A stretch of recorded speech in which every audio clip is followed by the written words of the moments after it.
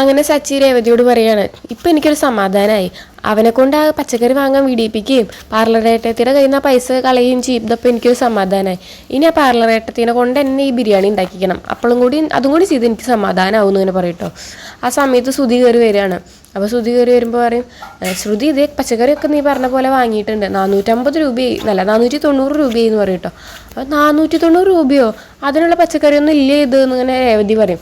അപ്പോൾ ശ്രുതി പറയും, ശരി അതിനുള്ള പച്ചക്കറിയൊന്നും ഇല്ലല്ലോ ശ്രുതി, എന്താ ശ്രുതി ഇതെന്ന് ചോദിക്കും. അപ്പോൾ തന്നെ ശ്രുതി പറയും, എന്നോട് അയാൾ ഇത്ര രൂപ എന്ന് പറഞ്ഞു, അപ്പോൾ ഞാൻ 500 കൊടുത്തപ്പോൾ എനിക്ക് 10 രൂപ തിരിച്ചു തന്നു എന്നിങ്ങനെ പറയും കേട്ടോ.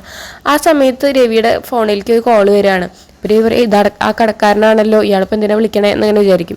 എന്നിട്ട് ഫോൺ എടുത്ത് നോക്കുമ്പോൾ പറയും, ഇവിടുത്തെ മെഷീൻ കംപ്ലൈൻ്റ് ആണ്, ബില്ലടിക്കുന്നത്, അതുകൊണ്ട് തെറ്റിപ്പോയതാ. എന്നിട്ട് മോനെ പിന്നൊന്ന് കുറേ വിളിച്ചു, മോൻ തിരിഞ്ഞു നോക്കാതെ പോയി എന്ന് ഇങ്ങനെ പറയും കേട്ടോ. അപ്പോൾ നമ്മുടെ രവി പറയും, ഞാൻ എൻ്റെ മരുമകളുടെ നമ്പർ ഇട്ടുതരാം, അതിലേക്ക് പൈസ അയച്ചാൽ മതി എന്നിങ്ങനെ പറയും. എന്നിട്ട് സുധിയോട് പറയും, നിന്നെ അവർ കുറേ വിളിച്ചല്ലോടാ, പിന്നെ നീ എന്ത് തിരിഞ്ഞു നോക്കാഞ്ഞ്? ഓ അവർ അതിനാണോ വിളിച്ചത്, ഞാൻ വെച്ച് ഇനി പഴയ വല്ല കണക്കും പറയാൻ വേണ്ടി വിളിക്കേണ്ടാവും എന്ന് വെച്ചിട്ട് എന്നിങ്ങനെ പറയട്ടോ.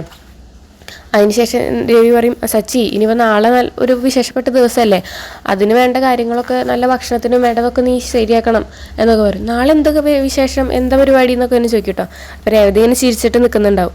അപ്പോൾ സച്ചി, ഓ അപ്പോൾ നാളെയാണല്ലേ ഇവൻ ആ 50 ലക്ഷം രൂപ കൊണ്ട് ഒളിച്ചോടി പോയത് എന്നിങ്ങനെ പറയും. അപ്പോൾ രവി പറയും, നിനക്ക് അത് മാത്രമേ ഇപ്പോൾ ഓർമ്മയുള്ളൂ, അതല്ലാണ്ട് വേറെ നല്ല കാര്യം ആ ദിവസം നടന്നില്ലേ എന്നിങ്ങനെ ചോദിക്കും. അപ്പോൾ നമ്മുടെ സച്ചിക്ക് ആവില്ല, അതല്ലാണ്ട് വേറെ ഇത് നല്ല കാര്യം നടന്നേ എന്നൊക്കെ ചോദിക്കും കേട്ടോ. അപ്പോൾ ഇവൾക്ക് രേവതിക്ക് സങ്കടമാകും. അങ്ങനെ രേവതി പറയും, അച്ഛ അതിനെ പറ്റിയിട്ടൊന്നും ഇനി പറയണ്ട, അതൊന്നും സച്ചിയുടെ ഓർമ്മയില്ല എന്ന് പറഞ്ഞിട്ട് രേവതി തന്നെ പുറത്തേക്ക് പോവുകയാണ്.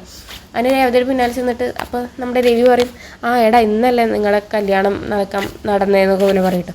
ഓ അങ്ങനെ ഒരു കാര്യം ഉണ്ടല്ലേ എന്നിങ്ങനെ പറയും. എന്നിട്ട് രേവതിയുടെ പിന്നാലെ പോയിട്ട് പറയും, എനിക്ക് ഓർമ്മ ഉണ്ട് രേവതി അങ്ങനെ ഇങ്ങനെ എന്നൊക്കെ വേണ്ടി രേവതിനെ ഇതാക്കാൻ നോക്കുന്നൊക്കെയാണ് ഇന്നത്തെ എപ്പിസോഡിൽ.